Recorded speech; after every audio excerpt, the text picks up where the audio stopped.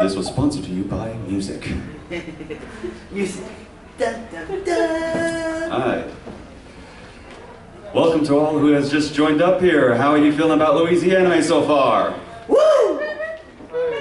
Y'all enjoying y'all stay? Yes. Who's ready to go home? That's what I thought. Who's ready to go to work tomorrow? I gotta go back to work tomorrow too, so enjoy while you can. So, for those of you who have just joined up, well, we kind of just started this whole thing, allow me to formally introduce myself. I am the Christian Anarchist. I'm a YouTuber slash online Christian apologist slash amateur voice actor.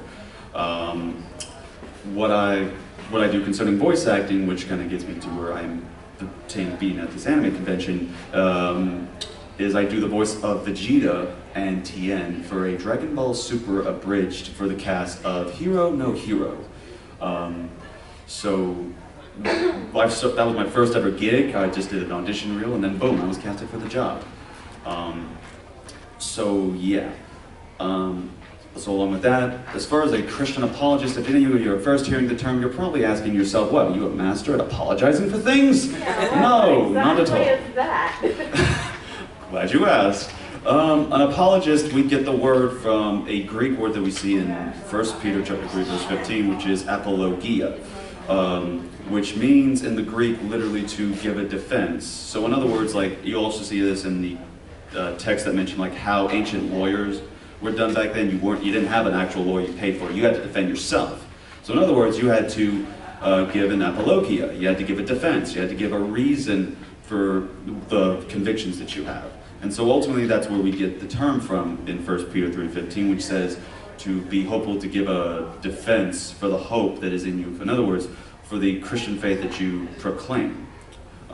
So I've been doing that for about 3 years. In real life as well as on the internet, because I know there's a lot of topics that have been very, people had questions about, and when I was growing up, and especially in the Bible Belt South, especially the buckle of it being here in Louisiana, there was a lot of questions I had, and the pastors didn't usually welcome questions. They just read what the scripture said, made the sermon, but when somebody had a question afterwards, they'd either say, oh, I don't know, you look it up for yourself, or I don't know, I think it's just one of those mysteries. And I think sometimes that's not enough. By the way, I'm barely awake, so I have to drink this G Fuel to keep me awake, and I haven't eaten, so cookie crackers or something like that, I don't know. So you'll be hearing me munching a bit while I'm on this.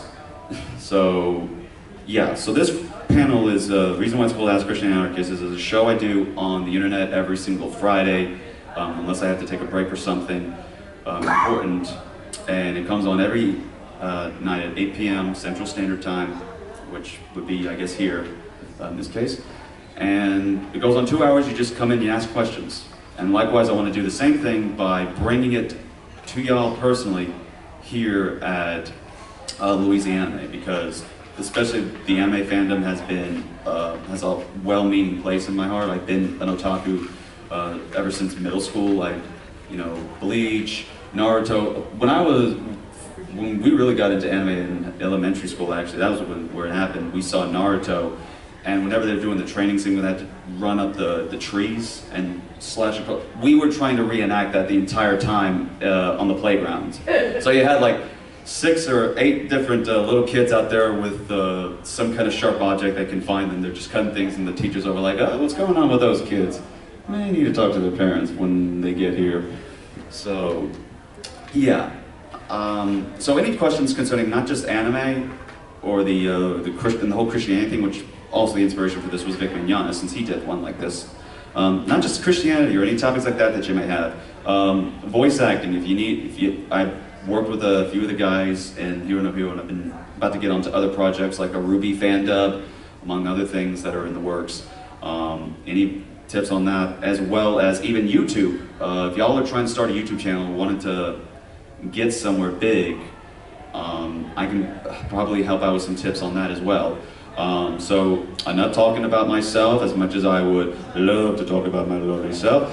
Who in here would like to start us off with the question? Who here wants to put me on the hot seat first? You. Is there a type of anime? Is there a type of anime I don't like? Good question about that. First, to me, there's some, I don't know, like, there's some ecchi stuff that I definitely can't deal because I feel it's just too much out there and it takes away from the story a bit. I mean, like, when I watch anime, I'm watching it for the story and the drama and the, ooh, I hate this person kind of moments. I'm not there to say, oh, we got a giant butt that's out there, or we got any of this stuff that's going on. I'm not in for that. I'm there for the story because that's. But other people are going to do that. You know, I can't control what they watch. I'm just simply a man at this point. Another one would be like, for example, the Devil is a Part-Timer. As much as I heard good things about the show, and I like how the approach they're going with it, I don't like the idea, in my opinion, of someone watching it or me watching it, and you know, I see the devil is the main character in this show. That's just something that I can't personally feel comfortable with. But however, there are some people I think that can watch it and they can, you know, they're not tempted or anything like that. And they are able to get behind things. I've had the same thing said about me. There are people who can't watch Hellsing, for example. Yet, well, what's the pentagram on his hand? And I'm like, I'm working around that. I mean, Alucard's one of my favorite anime characters around. I mean, with two guns, he's blowing people up, pew pew. And then, especially when they did the abridged version with Takahata doing that voice, my goodness. But speaking of which, that's the one thing I like doing whenever I go to anime conventions, doing impersonations of other characters, and that's my one of my favorite people to impersonate, and 2 lines is from that show, or from that abridged version of it. So it'll be like, what's a... I went for a very enthusiastic walk. Hmm? I went on a very enthusiastic walk. I went on a very enthusiastic walk. So just trying to work, just trying things like that, I think is a good, something not recommended when you're trying to like make a reel, but it helps with your voice. It helps be like an exercise for you. Good question. Yes, you. Huh? Which one? No. Oh wait. Oh, you raise your hand? Oh. No, you raise your hand. Okay. As a small YouTuber, who also loves the abridged series and anime and all that, how would I get my foot in the door to voice acting? All right, very good. I've also asked this question, so I'll also lay down what I've been told by other people.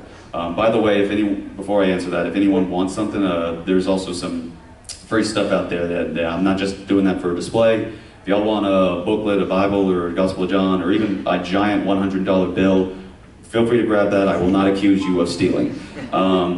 But yeah, so concerning how you get your foot in the door to voice acting, one things I will suggest is what everyone has told me and what I've heard from everybody else that's already in the voice acting industry, like David Vincent and Todd Habercorn and all these other guys that I've met, is there's a site called I Want to Be a Voice Actor, and you go on there and it basically gives you all these tips on how you do it, what agency to go to, how do you make the demo reel, where do you send it, where do you post it, all this kind of stuff.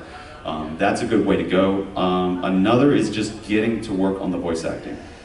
So how I got to be Vegeta, for example, is I got to working, as soon as I got done meeting Ty Habercorn and went back home, I started working up a demo reel. So I made like 10 to 15 different types of voices that I was trying to come up with, and I then finalized it all into one thing. And so, you know, it was just to show my range, basically, what I can do, rather it be from, you know, being the regular average guy to, okay, I'm gonna go on a little bit of a British here, and so that way, because, you know, I've seen a lot of British sitcoms, it might help out for that. Or you can just go all like this, yeah, like, total dude, yeah! Or then maybe, you got the perfect villain type of thing going on, you're creepy looking and sounding. You know, I just tried to go in all different ranges. And then the next thing I know, I check my email, and it's a guy saying, hey, I saw your audition demo reel, I just typed these up, looking for people, we're looking for people to cast for Dragon Ball Super Abridged. What do you think you might be interested in? And I'm like, heck yeah, I'm interested, sign me up. And so that went pretty well. So those are the two things, is make a demo reel, post it on the internet. Also, I want to be voiceactor.com, and if you also want to just quickly get into it, there's a place called Casting Call Club, where you can go there and they have projects. They're looking for people, and all you have to do is read the lines they have and then record your lines, and they'll decide which actor who's auditioned for that role gets the role. So those are the three good ways to get your foot in the door into voice acting, especially when you start small, because then you got to climb your way up to the big leagues. Do you don't have the best equipment, like microphone? Funny you ask about that. If you go and look at Hero No Hero and see the abridged series, all the lines I did on that were not on a mic like this. It was this. This was the only mic I had been using, is this iPhone. But sometimes they might not like that, so you might want to invest in like a Blue Yeti microphone is what I hear is a good one that people are using.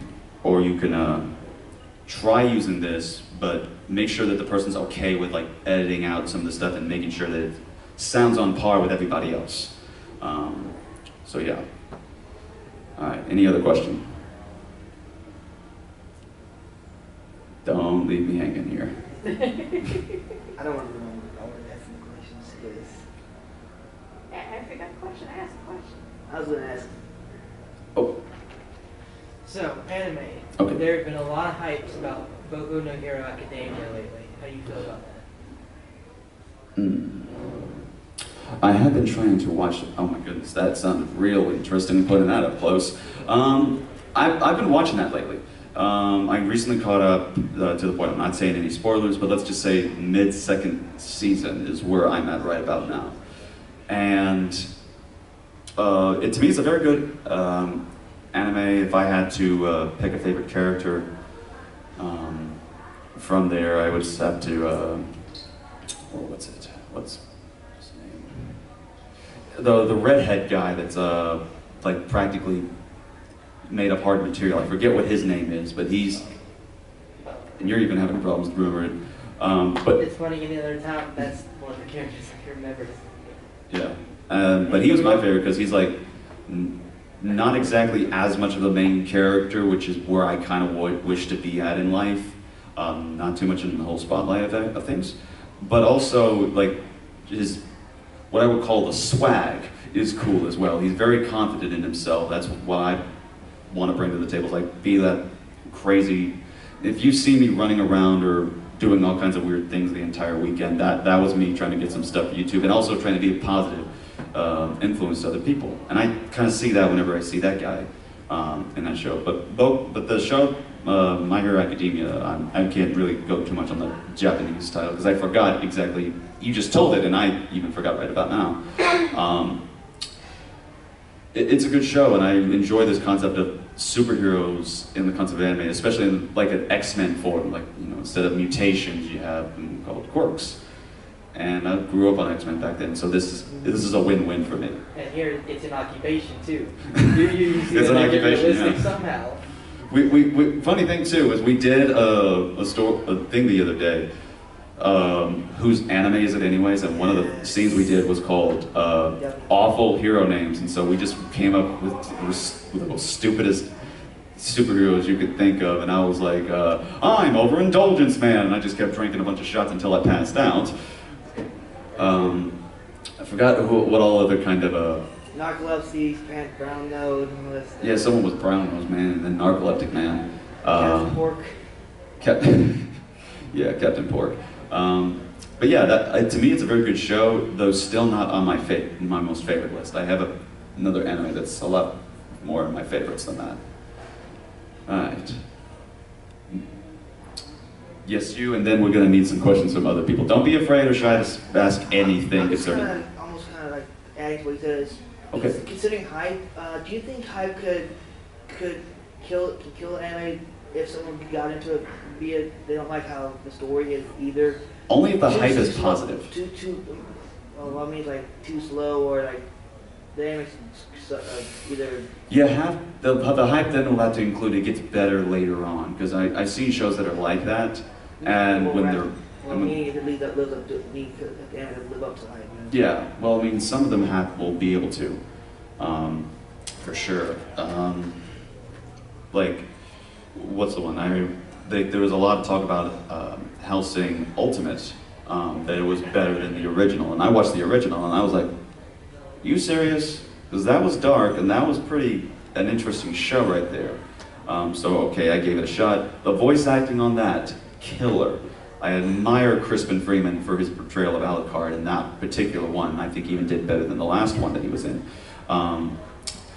So, yeah, as long as the hype is good and it meets up to it, then, you know, that's what we should be looking for in that.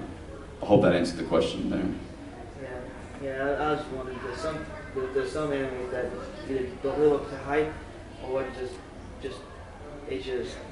becomes underrated because the hype is just too much, you know? Case in point, Wild Evergarden. Exactly. It's a beautiful masterpiece. I saw you had your hand up. Yeah, what do you think about all of these teenage girls who are running around just so obsessed with the yaoi? With the yaoi? Yeah. Honestly, yaoi's not my thing, so I can't be the judge of, you know, I don't know, they like the yaoi. I don't know, I'm just gonna say this, I just don't have any preference for anything body at all. But as far as yaoi, I mean, like the body pillows that I've been seeing, I mean, personally I'm just not for that, and I have my reasons why, and I'd be willing to share those, but I mean, ultimately I think it boils down to the personal decision that the person makes, because otherwise you can't make a decision without that personal conviction. But as far as what I think about, like, especially you said little girls, the teenagers, right? Yeah. That are obsessed with the yaoi. I honestly think that there's a lot better things to do than just be obsessed with that. I mean, there's, for example, or if you can find the one store that's in this place that's got that has the chocolates, then sodas, and then the fact they got all these voice actors here. Meet the real thing, get the voice at least. Then again, that probably will fall into the trap of yaoi, because I've been told to do yaoi voices before. I've been told to do Sebastian, Grell, and all these other different voices, and my God, I'm going to need a bath when I get back home. I felt so impure. But yeah, I mean, I don't know, I think I'm surprised they're into it, because when I was a teenager, I was childish. It impresses me how mature that this generation is becoming, to the point that I can't even tell who's even a teenager anymore at this point. There are people I've met that are 15, but they look like me. They'll even have a beard, but it reveals that they're 15, and I'm like, oh my goodness, what have they been putting in the water? So I don't know. I think it's. I didn't break anything. I think it's kind of interesting, the fact that they're into it, but I mean, I don't know. It's just something I personally don't feel too comfortable with. But again, I can't control the person. They're in control of their own life. They're responsible. They're accountable for the things they do. I'm not their parent. I'm not their guardian. I'm not God. I can't be in control of that for them. Yep. Thank you for that. Any other question? I saw someone in the back earlier with the pink. No question? He wants you to do another Alucard voice from the abridged series. Sir, stand up. What it is that it's something that I like watching the whole Bridge series, and I recently got him into it. And he watched like 1 or 2 episodes. Well, then he got obsessed and watched the entire thing, and then he came here and he brought it up, and he was just like laughing about it. Alright, so since I got you on the spotlight as well, what do you want me to say? Because I swear, if it is an Anderson and Alucard line, you are going to be Anderson for me. I know one that he likes, because he laughs about it all the time. It's if you look deep into your heart, which is currently all over that tree, you find it in yourself to forgive me. Killer, outside of vampire. I'll I'll make that as a joke and it makes me laugh. Okay, right. Let me try to get ready for this one. That would be intimidating if you were, well, intimidating. Yeah, well, that would be intimidating if you were. Well, intimidating. Alright, what's it? Oh yeah, right. Sorry about that whole shooting you thing, but I know if you look deep into your heart, which is currently all over that tree over there, you'll find it deep in yourself to forgive me. Oh, come on, you look like a puppy. A blown, eviscerated puppy.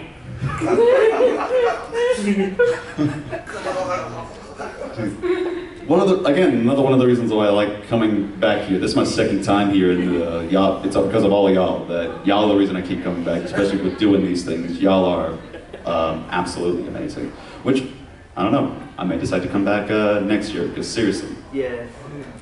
Alright, next question. Yes, you. Question. You said you were a YouTuber. Did you have a name for yourself before you started YouTube, or did you start out YouTube and then make your name for yourself? Because I'm trying to start out in YouTube, and see getting the fan base is really hard, even though I'm always at these conventions and spreading. Right. I was a nobody. That was literally my name. Nobody Peabody was, like my dad before me, he was the great Sir Peabody. But no, in all seriousness, I was nobody. I was just a random guy that was still in college at the time. And, you know, I'd been hearing that people were doing these thing called Google Hangouts, and you could do a live stream with them. And so what I did was I went on I started getting involved in these debates that were on there. And then once I started, you know, talking and getting on these different shows, then I figured, you know, I'd make a couple of videos that were more like interviews on topics, and I was getting people that were big name people, at least in some part, like a guy named Inspiring Philosophy on YouTube, who's a great Christian apologist and makes a lot of good presentations and covers a lot of great topics that he's a lot more researched on than I am on. But I had him on a show to discuss stuff that was going to be for a thing I was doing for church. And I needed his expertise on this matter. And I said, you can put this on your channel if you want. And then it got another guy on named Nephilim Free. I personally want to advise the guy after apparently he was very hostile towards me, and then he's apparently stabbing everybody in the back. But afterwards, it got to the point where people were starting to subscribe to 2 videos that were only meant to be public just so another guy can download the video and put it on their channel. And I'm like, why are you subscribing to me? I literally have nothing to offer at this point. So I figured, okay, I may as well just do these group hangouts then, so people can just come online and they can engage in the conversation. People kept subscribing. I decided, okay, I'll make original videos. Originally were audio. People still subscribe, but they were having a problem with that. So I'm like, okay, I'll just put my actual ugly face on the camera. People still manage to subscribe to that. And so then we have reaching down to the part where now if you go check out my videos, they have an anime version of me, or an anime persona of me that has different changing in the facial emotions in response and gives answers, and uses a voice like this for the voice of the Christian Anarchist. And so that's actually who's on this button right here. Is I got this commissioned, got a person, which reminds me, I said I was going to give her a holler. Alexis Richard. She was over on that specific side of the whole thing, working on buttons and waterwork pictures and such. So feel free to check her out if you want to get some artwork done by her. She's amazing. I fell in love with the button, and that's a lot considering, you know, me falling for it myself. So, you know, alright, and I'm also hungry now, so I'm gonna enjoy some delicious peanut butter cracker cookie things. Nut butters. Absolutely not. Nut butter packet, nut butters. I'll consider it. But yeah, like as soon as you just start something and you have a dedication as to what your focus is, you're gonna get someone. You always have to make sure you also have like a social media to help share it. So like, you'll notice, like for example, with her, she has like the Twitter, Instagram, Facebook. If you can get a social media site for these places and get involved in that community of the social network, share your videos in groups, or share it with your friends, and then post it in certain places. You can get out there. I mean, I have random people that follow me on Twitter that start getting into this stuff, and they end up tweeting me some questions, or they go on, talk to me on there and engage. And we have fun and all that stuff. Google Plus is what I used because I was connected to my live streams for quite a bit. And then I haven't ever made a Facebook, so pretty much that's the only things, but right now that's gotten me to 1,250 subscribers. And to me that's very concerning where I've been at in terms of how long I've been on YouTube. And it may seem like it's small, but when you just promote yourself out there, you can make a name for yourself. So it's being dedicated to a specific topic so that way people know what to expect and that's what they want. And then putting yourself out there through all sorts of means of social media. And especially like here, I tell people about the YouTube channel and I try to make a video so that way that's another reason for them to check it out, as well as have fun, to get to know these people, because I have met the most interesting people here that I would consider my con family and I've run into. I just met this guy who's very interesting, and I hope I see next time I come back here. I hope to see actually all of you. I'm not going to exclude anybody here.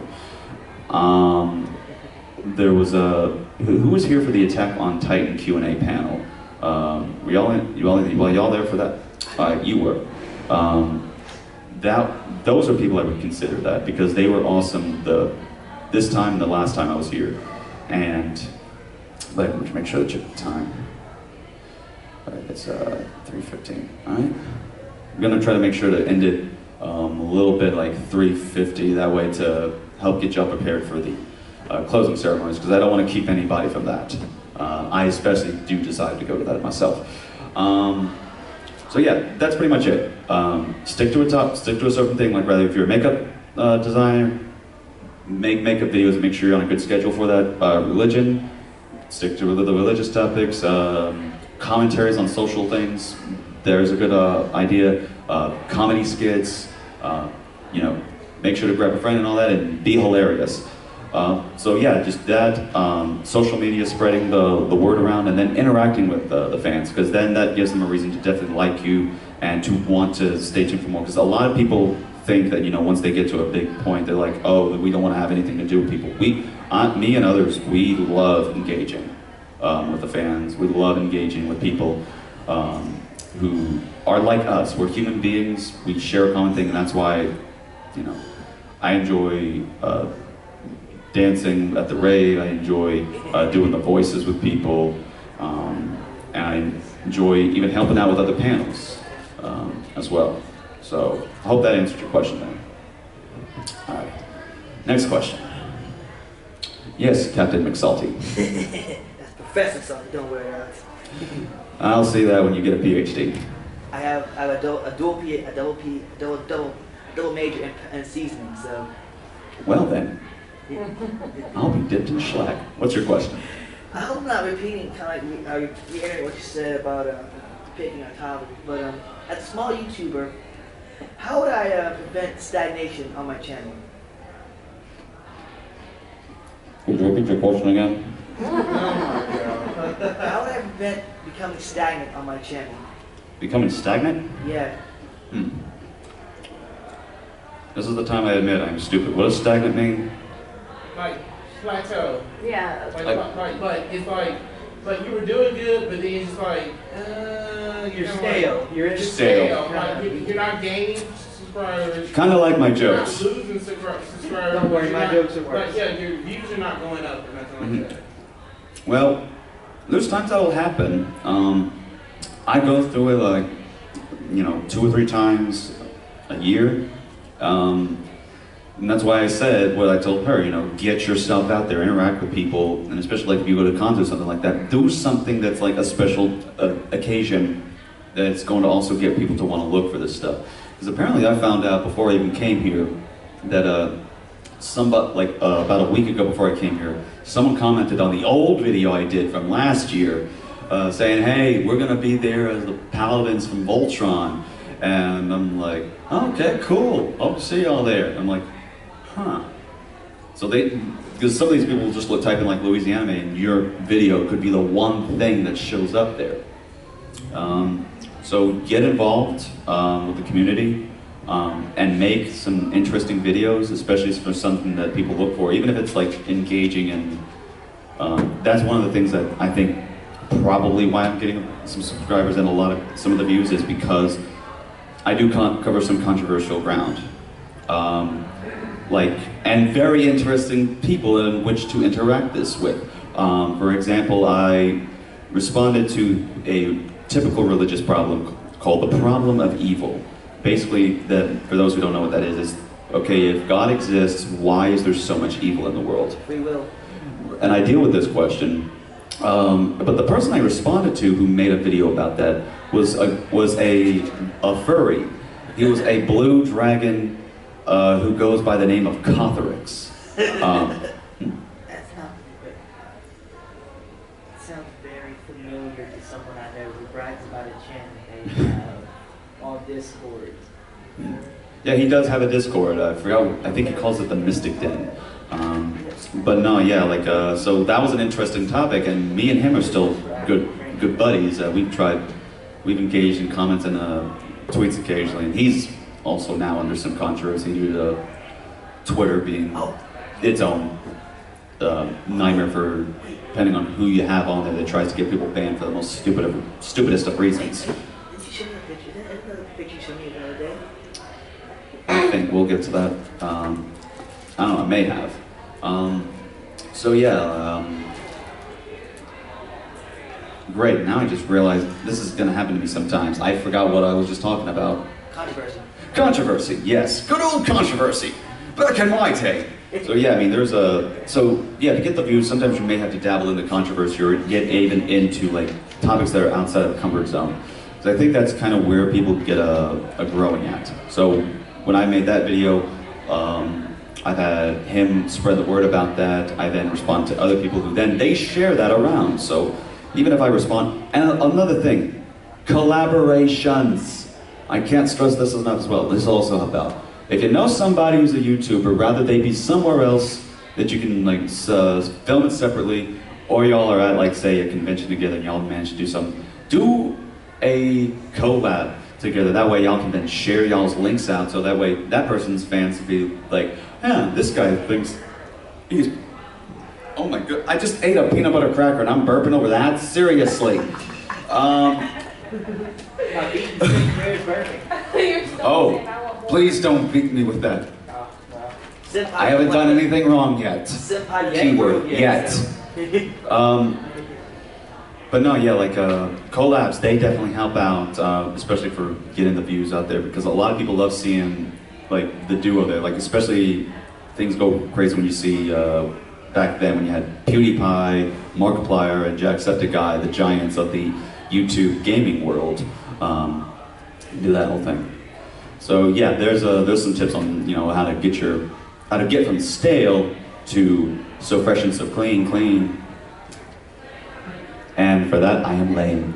Yes. Do you ever find that social media and things like that try to censor some of the things that you say because it's maybe not following what they consider to be mainstream ideas or whatever? Absolutely.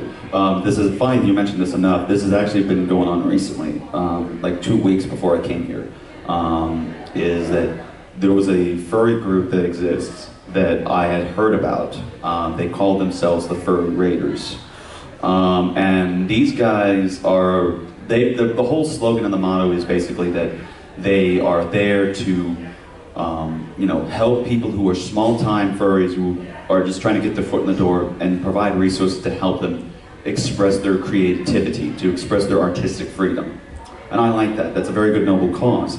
The problem that goes on is that the logo that then got formed, as well as what was formed by their leader, Foxler, was, I'm going to describe it then. Y'all begin the ooh, whatever y'all want to feel about that, is a red armband, a white circle with the paw print in the middle. And what does that sound familiar to a lot of people? Nazis. Exactly. So he had been accused of being a Nazi, and I understand the whole thing. Yeah, it seems I personally wouldn't even use that image in my opinion, but I was curious. Okay, from what I looked into when I tried to do research, these guys weren't Nazis. These guys, I mean, for crying out loud, the guy Fonso that wore the armband, he is a gay guy who is married to I don't know, married or fiance to a black boyfriend. So like, how can you be a Nazi consistently if that is who you are? But apparently that doesn't stop some people from trying to ban them or try to report minor things. And apparently I got being accused of being a Nazi because why? I asked questions, and apparently don't recognize the quick putting your hand up and saying like, hey, like you're going out the door. That I apparently don't recognize that as supposed to be a Nazi salute or a worshiping of I Hitler. don't think people really know what Nazis are anymore. I don't think it's taught in schools. I don't think they hear the word Nazi being thrown around all the time. Right. And I don't think they really understand or know what any of it was. Right, and there's a lot of things that go, and like I said, the Contrix that I mentioned, he recently did a video that came out about a few days ago about no, I think it was actually like 2 days ago, actually. So it's very recent, about this whole controversy, because he's not even conservative. I forgot what he is. But now he's apparently being accused of being, Nazi this and Nazi that. So some things, if you disagree with people, yeah, you can get censored. I found out recently that 2 of my tweets were censored. They were blocked for sensitive content when all they were was just calling this one guy out who was very dishonest in how he approached people, and that he was the one who mostly did like the whole reporting people for the most stupidest of reasons. So I'm not going to name any names of who this person is because I'm not going to be opening the gateway so other people can then go harass this person. I'm the bigger man, and I want other people to be likewise the bigger person themselves.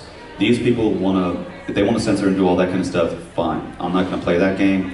I have a life. I have 2 jobs outside of this, and plus I'm here with y'all. So I'm going to spend my time with y'all and not get dragged into controversy and drama that starts up and make that my obsession.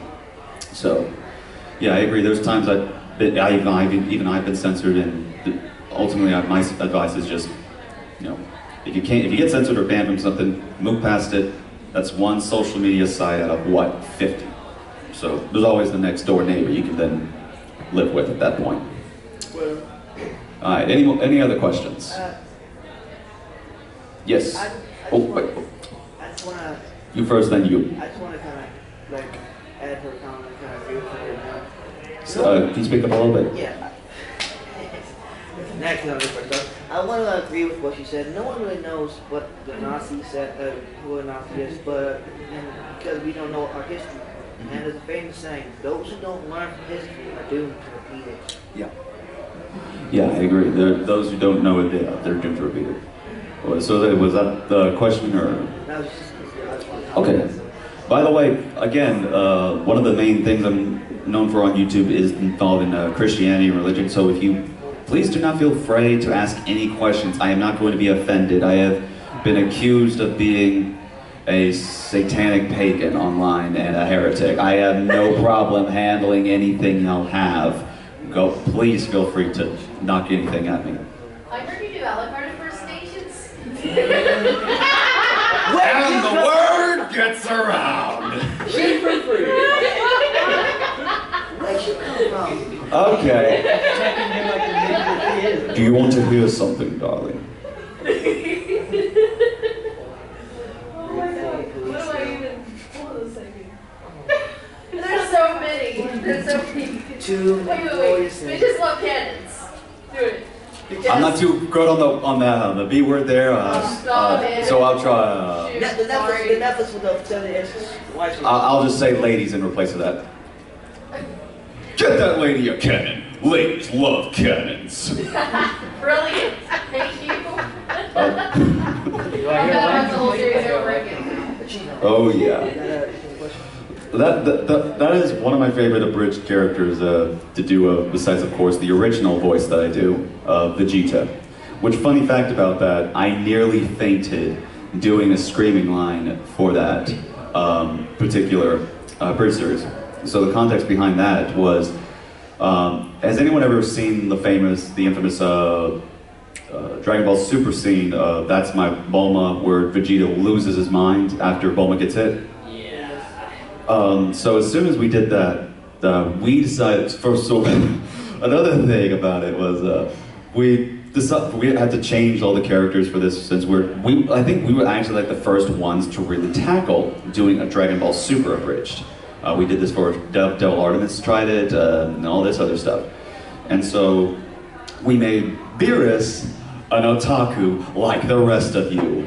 So, very first episode, he's ordering body pillows online. He has his alarm clock to wake up is not the explosions, but rather it's the K-On! Opening theme song, if I remember correctly. And then he has all of his waifus on posters in all over his room. So that was the context for that, which after Bulma gets slapped, I had to let out a scream. Instead of saying, "That's my Bulma," I had to say what I will say in a bit. And I held the scream in for like 10 or 15 seconds. I felt my face get hot. I felt like I was about to collapse. It was the most stressful and painful thing I had ever done. But it was worth it, I had to say, because it turned out very well. Because I then followed with, "After I kill you, your waifu body pillows are gonna be next." So who wants to hear that? Alright, so this I'm not gonna need a mic, because I already get loud enough with Vegeta as it is. Alright. And I need H2O. Good.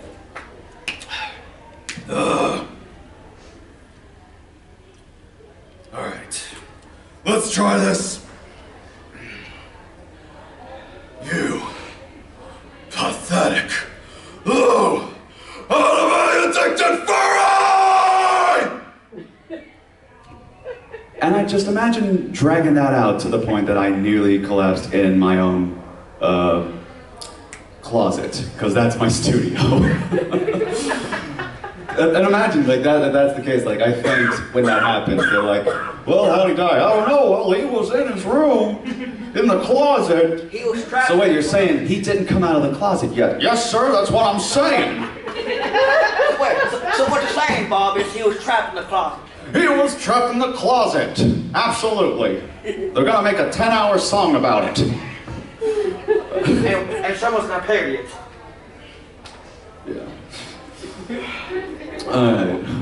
So. I'd like to sue for bodily harm to my sternum, my throat, and my brain, sir.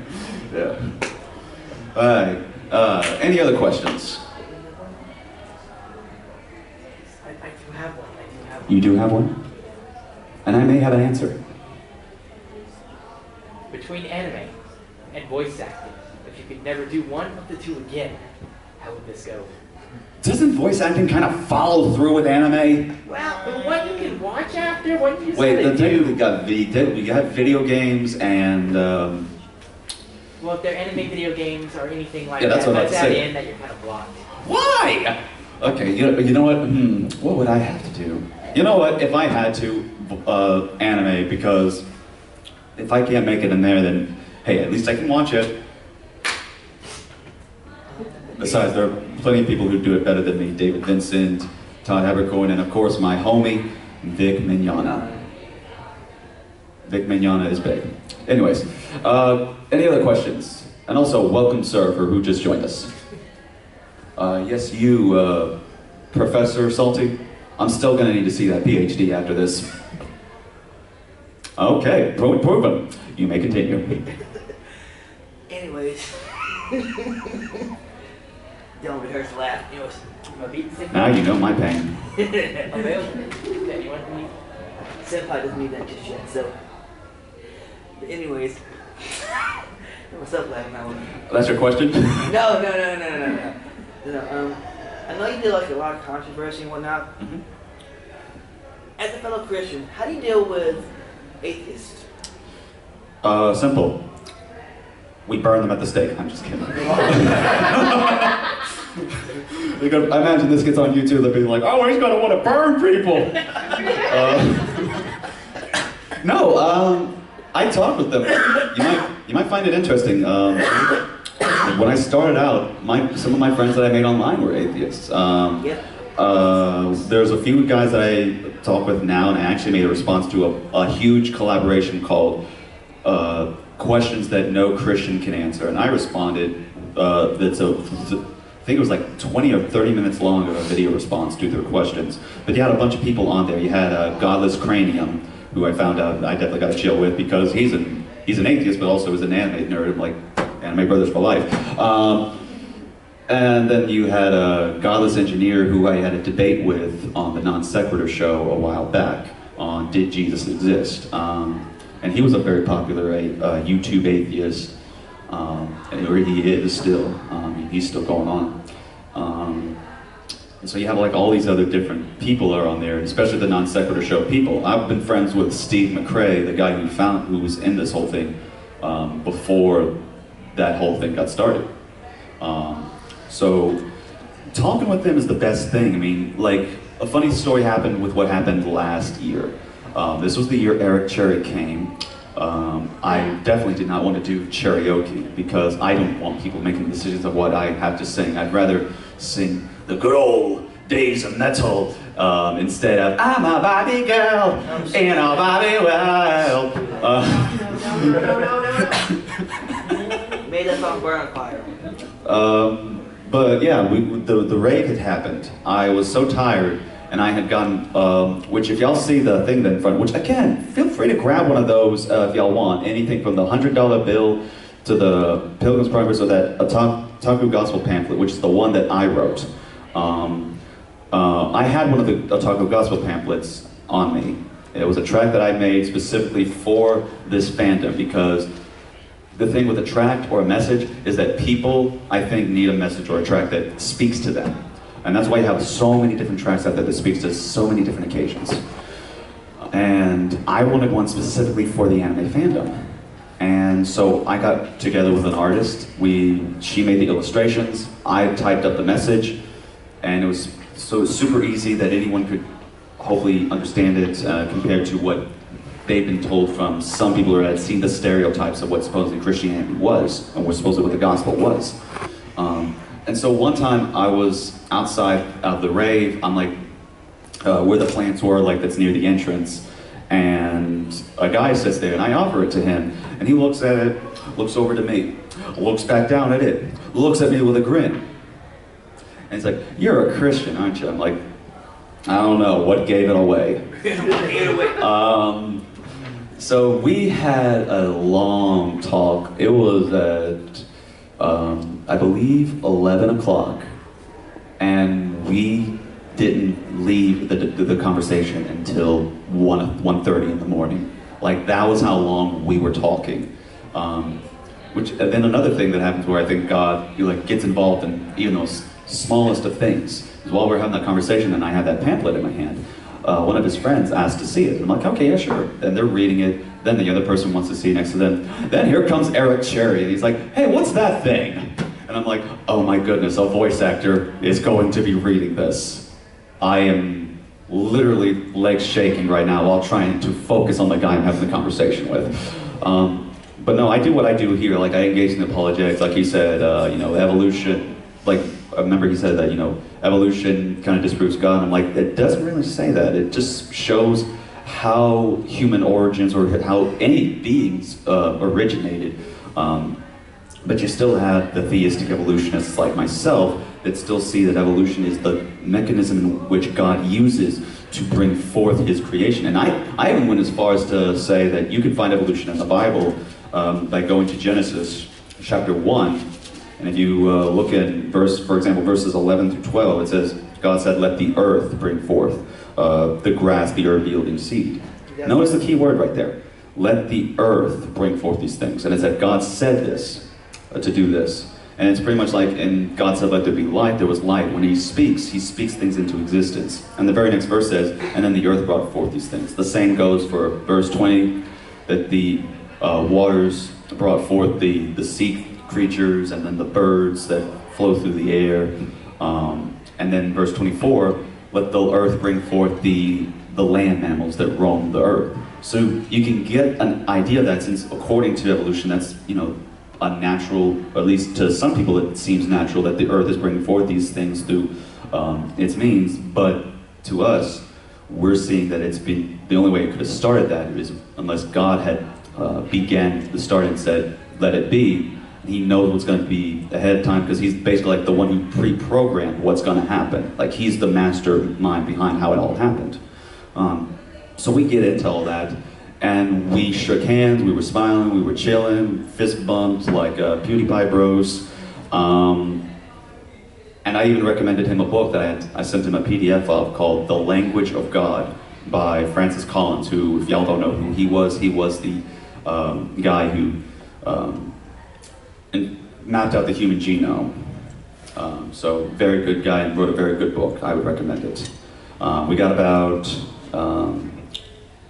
10 or 15 more minutes before this panel ends, so if you got any good questions, especially the juicy ones, feel free to send them up. Yes, you. Like your hair, by the way. Oh, you're coming up here. Yes, I am. Don't kill me. Oh, being sick. Oh, okay. A few years. So, as someone who does paganistic research into magic, what is your opinion on such things? On paganism?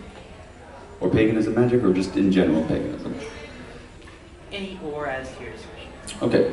My whole thing is with almost any of the other different religions out there, I think that, you know, they can share some essential truths on some matters, even if it's some basic, like a God that exists.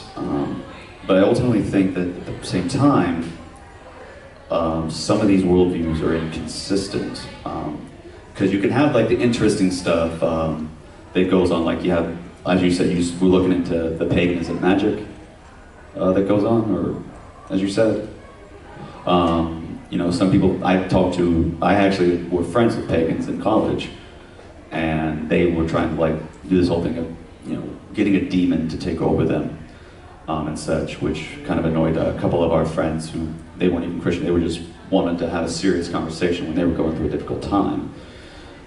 Then you have some people like the Muslims that find the idea of how highly they put in scholarship and research, as well as the whole thing of like, one of the main tenets of the faith is giving a certain percentage of your income to the poor, being a good thing to do, and I agree, that's a good thing to do. I think everyone should, no matter what the percentage is, they should try to contribute something at least to people. But what I think the main thing is, concerning any worldview, concerning any religion that anyone holds to, is consistency. Because if it's not consistent or conforming entirely with reality, then it's not something that we can consider be true or real. That's why we can say, you know, things like, for example, contradictions aren't, like these things we can determine are true or false. Like, for example, Jim was at 3 a.m. Jim was at the news station, and then you have that written down, but then another one says, okay, then Jim was at 3 a.m. at Waffle House. So which was he at? Was he at the news station or was he at the Waffle House? So contradiction, apparently one of those isn't true. So if there's an inconsistency in something, then we have to assume that something of it is not true. So I think the most consistent out of these is Christianity. And I've actually talked with a pagan, a guy online named Ocean Keltoy. In case you want to look him up, he's done some interesting research himself, and I think that might help out if you're looking into that. But personally as well, I would suggest Christianity. That's kind of why I also brought the books there as well. So like I said, feel free to take one if you haven't already. I will not accuse you of stealing, unless I feel like I'm that petty. Yes? Well, I had somebody that I was friends with since we were teenagers, and she went to Catholic church and all that, and then she went to church with me for a while, and she moved up north, and then suddenly she's contacting me saying that she's become pagan, that she's Wiccan. And she's like, I know you don't agree with all that. She said, but that's what I am. And we stayed friends for a while, but it got to where she could give her opinions, but if I were to say anything about Christianity, I would be attacked. And so I just finally had to cut ties, because I'm like, you're trying to make me choose between you and God. Right. Like, don't make me choose between you and God, because you're not going to be the winner. Right. And so I had to just cut ties, because it was just, it got to where it was ridiculous. I agree. There's times that like I said, there's atheists, pagans, Muslims that I'm friends with online and in real life. And they're able to have conversations, and we can critique each other all we want. We can still say, you know, either, hey, let's, you know, chill out, be best of friends online, or hey, want to do karaoke or something like that. You know, we're still able to be friends. But some people, I don't even think anything is part of the religious thing. I think it's just that some people just either don't want to hear other opinions, or they just don't want to hear what you have to say unless it conforms with their bubble. And I think that's unhealthy in terms of trying to learn truth. I mean, that's the one reason why I, as a person who wants to promote truth, who wants people to seek truth, for me to engage in this, that's why I have this panel open. So y'all can ask me tough questions that exist, so that way we can engage in dialogue and talk and all of that. So sometimes you do have to let them go, but only if it's a final necessary thing. Yes, you. It's just mostly kind of a follow-up to, like, you know, talking about the Wiccan thing.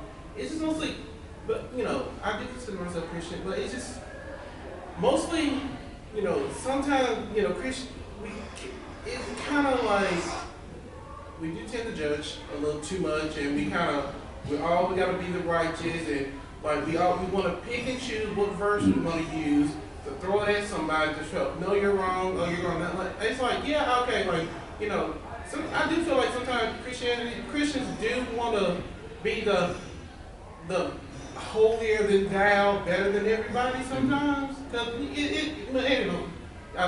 is like that. We act like we're like top shit. And everything else ain't, you know, it's dumb shit. It's you know, I'm just saying, like, you know, cause my ex was a Wiccan.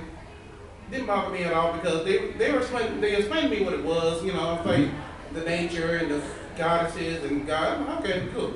You know, you know, I was like, you know, it's not gonna change nothing or whatever. And, you know, you have your faith, I have my faith, you know. And then, cause we've been. I wasn't trying, like I said, they weren't trying to convert me, and I wasn't trying to convert them. And see, and that's another thing is, we're trying to convert people when they don't need converting. Like, if that's their thing, let them do their thing. Like, it's not, you know, I'm not understanding, like, you know, God wants to do all, but I can't intrude in your life. For what? What purpose of me intruding into your house and your household and your thing? Like, like, right. If you're doing fine and no one's getting hurt and everybody's good, I should not even be involved. Can I respond to that real quick? All right. So one of the things I am is I'm also an open air evangelist. I go out into the streets and try to correct the, you know, like I said, there's Christian stereotypes, and then this is one of those things. I try to make sure that that stereotype doesn't get to, you know, put down, you know, that we can actually bring back an actual just system. Because you have some people that are trying to actually tell you, stop sinning completely, and then all this kind of stuff, and they're being mean. Like, if someone was trying to witness to the Mormons, and someone said, it shouldn't be Mormon, it should be moron. And I'm like, are you trying to shut down a chance for people to convert? Are you trying to also shut down a chance for dialogue? Are you going to be that damaging to your own cause? So I think conversion is important for one reason, that I think that the whole concept of salvation is what it is that, you know, we're trying to get people redeemed, not from, of course, in this life, but the life that comes afterwards. And I think that we don't have to, like, knock on the door or try to bring it up every single time. Like I said, I've got friends that I'm hoping it works with them. Like I know someone who was a Buddhist and he converted to Christianity, and that was because we talked just occasionally. He said that I definitely had a role within that. You also have other people that, you know, they have the same kind of experience depending on who they talk to. And that's again why I have like all this stuff here, the tracks, the books that people can get for themselves and look it up, why I'm having these conversations, because I don't want to be the guy that intrudes any of that. I want to be the one that people, they can walk up to, ask the questions, and if I can also at the same time be friendly, and I can even say, let me know if I'm crossing my boundaries. And then I don't expect them to convert on the spot right there. There's a reason why it's called planting seeds. You plant the seed, wait to see if it grows, because you've already done your job. That's what your job is as a farmer, just to plant the seed and to hope to see if it grows. We have time for one more question before give a little closing statement, and then we gotta make our way to closing ceremonies because everybody wants to see that. Am I right? I'll just comment. Quick comment real quick. And I then, just want to comment on that. What he said. Like, real quickly. and that's why Paul said there are those who plant the seed, there's a Lord and those who harvest. And sometimes they'll take just a seed, and that seed is going to stay there forever. It may take 2 to 5 years to grow, but you're going to see eventually harvest. Amen. All right, one more question. Who wants to be the last one that delivers the shotgun on this one? Anybody? Bueller. Bueller. Oh wait, what? Am I supposed to do a la carte? Bueller? I'll ask one last question. Huh? If it's okay, I'll ask one question. Alright, him going once, going twice, sold to the guy with the awesome sideburns. I am so jealous of you. Sideburns are awesome, I told you. Way to brag! First of all, I'd like to point out I can't English today. Please forgive me. Second, how many people, when you come here, actually admitted that when they ask a question, like I'm about to do about the paganism, that you're the first person that's ever seriously considered it to give them an answer? Wait, repeat that again. I'm trying to understand. How many people have come up to me and expected me to actually answer the question? No, how many people have actually admitted to you that you're the first one to take their question seriously? Like here or in general? Anywhere. If I had to say at least of a minimum of probably 5 or 10. That's online, in real life, and also coming to here. Because they ask the most toughest of questions, like, wait, why are there, if I have a King James for Mark 16, verse 9 through 20, why does it have those, but if I get like some of the newer translations up there, why does then it have a footnote saying the earliest manuscripts do not contain these? Did they just invent things? Is the Bible a figment of imagination that people later on added? I answer the questions because of textual criticism and all this stuff like we don't have enough time to get to, but problem of evil, also go into that. Dealing with why are there so many different denominations has little irrelevance to the concept of essential truth, and I deal with these questions that they ask, and they do admit that's the first time they actually get an answer to somebody. In fact, the most person who's ever asked me the questions that even interrogates me more than anyone has on my show, which if y'all want to see this on an online deal, subscribe to my YouTube channel. We do this every Friday, 8 p.m., but this time we have it 2 hours instead of just 1. My own stepmother asks me a lot of questions because she hears a lot of interesting things. She's picked up on some stuff, seeing either the Bible miniseries or all this, and she knows I have like a ton of books. Like I actually have textbooks that you get in like theological seminaries, and they're like, and that's why I say to myself, I am the most boring person to buy for Christmas, is because all I want is books, books, books. But of course, in entertainment-wise, I also like the manga Bible series. I have like 5 things, so like they have Moses in the... There's a manga Bible series? Yes. There's literally a manga Bible. There's a series where Moses has a long red hair, like he has the main protagonistic hair color. King David has purple hair and looks like the typical, I guess you'd say stud of anime for the ladies that enjoy watching those kind of things. I don't know what y'all call that trope. But yeah, they have like all that, and of course, when Jesus comes in the picture, that's also amazing. So yeah, they made a series on that for Tyndale House Publishing. But yeah, like I've met people that, you know, they'll tell me that I'm the first that answers these kinds of questions. And, you know, I'm glad that I can help, because this is why I do apologetics. This is why I ask anyone who is a Christian, get involved, because we're living in an age where people are asking questions. We need to have the answers. We need to start picking this up and reading it for what it's worth. We need to study it, learn the context, learn a bit more about it than just simply reading the Bible alone, and, you know, be strong and firm in our faith. Well, you are the first person to actually try to take it seriously and not avoid that question. Well, thank you. I hope it helped. That's the only thing that I can hope in return. It did, because I was probing to see if I could get a good answer and an answer, and you gave a answer and a good answer. Well, thank you. Thank you very much. What's your name? Jeffrey. Jeffrey. It's very nice to meet you, Jeffrey. I hope we can meet each other next time. But it's about to be 3:55. We're gonna end this here. I just want to say one thing before we go, and plus I start packing all this up. Which again, by the way, there's a huge $100 bill, a good little abridged version of a book up there, whole Bibles and a Gospel of John and the Otaku Gospel pamphlet. Feel free to grab one, because I want, if you don't get anything from the conversation, at least understand this. Here's the simple gospel message that I wish to provide. That we're all sinners. We all have sinned, fallen short of the glory of God. We all have lied. We all have hated people, which Jesus equivocates that to murder. We've committed all the sins, in which James even says, if you fall in one aspect of the law, you're guilty of breaking all of the law. And as a result, what happens to people who are convicted of crimes, they are to be punished for the deeds. But before that sentence comes, then you have Jesus that comes, who is God manifested in the flesh, as John chapter 1 says. And he comes to be the one who bears our sin as the perfect, sinless Lamb. Since he was perfectly sinless, we all have sinned. We're imperfect beings. I've said, certainly, I still today commit sins, which another thing, don't feel like you have to then be absolutely perfect once you convert. It's all about